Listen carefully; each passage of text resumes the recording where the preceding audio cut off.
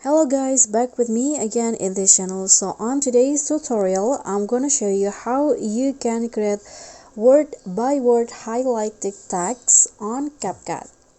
So in here, I've already imported a video and I want to add the text first. So I'm going to just go to text and use the auto captions.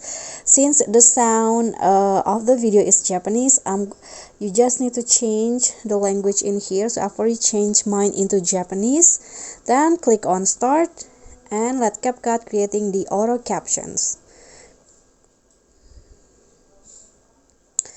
Now to add the highlighting effect, you just need to click on one of the captions and head to the animation.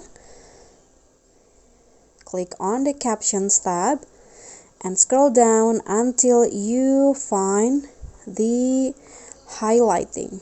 Okay, this one. Click on that. Click on a check icon and you are done.